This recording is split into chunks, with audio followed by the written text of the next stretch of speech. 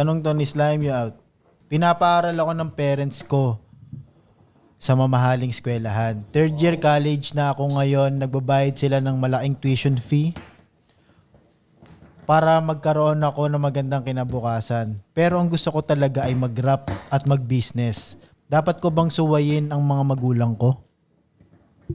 Okay, medyo magiging maingat ako sa sagot kong to ngayon. Gets. Kasi rapper siya to.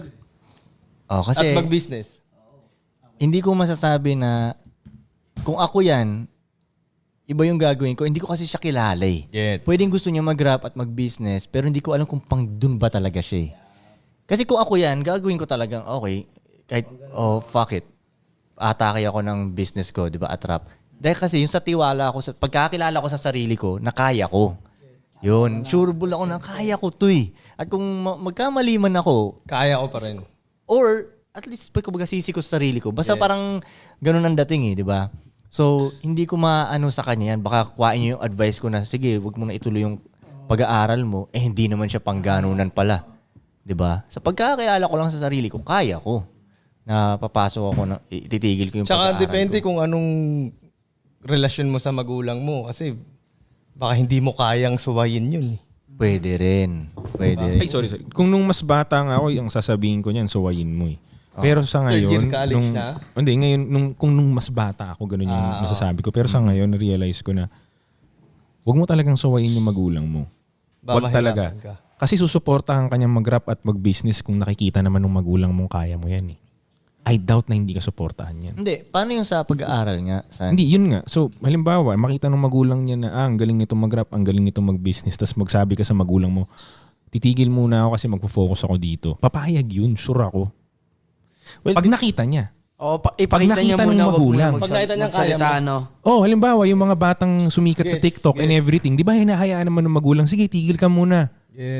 Ang school nandiyan naman eh. Pero yung opportunity na dumating sa'yo ngayon, hindi yan basta-basta. Kung meron ganun yung bata, yun yung pinaka-sureball na sagot. Kung meron kang ganun, hindi ka sasabihan ng magulang mo na mag-aral ka pa rin. Hindi ganun yun. Ang school nandiyan lang. Depende rin siguro sa magulang. Yun nga eh. Kasi pwedeng hindi, parang yan. Hindi. Maraming sagot na depende. Ako, ang sinasabi ko lang, ito na yung masasabi ko sa kanya sa nakikita ko ngayon na hindi na depende. Kumbaga, yun na yun.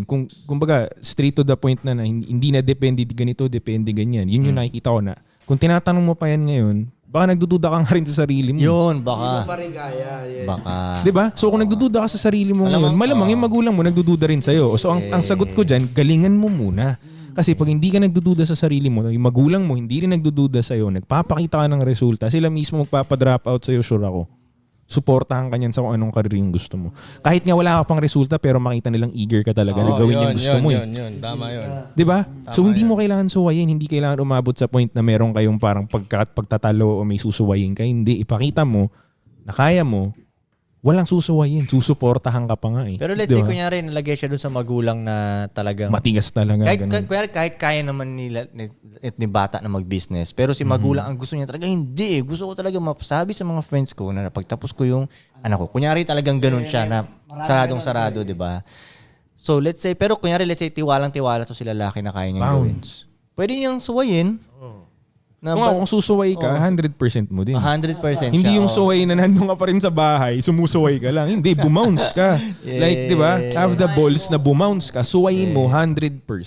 Yeah. Pag kunyari yun siya, naka-bounce siya ngayon, maano yung paningin ng magulang niya sa kanya. Matutwist yun. Oo, magugulat Yun na. exactly the point. Hindi na baby boy yung anak ko. Exactly the point. Man na Oo. siya. Oo. Kung susuway siguro siya, kailangan niya paghandaan na pwedeng matigil yung Lahat. Lahat. Lahat. Kaya nga 100%, hindi nga pwede ko Handa ka ba maging homeless? Di ba? Handa Baka ka ba sumuway siya magtira lang? 10% lang. Oo. 80% may allowance pa rin ako.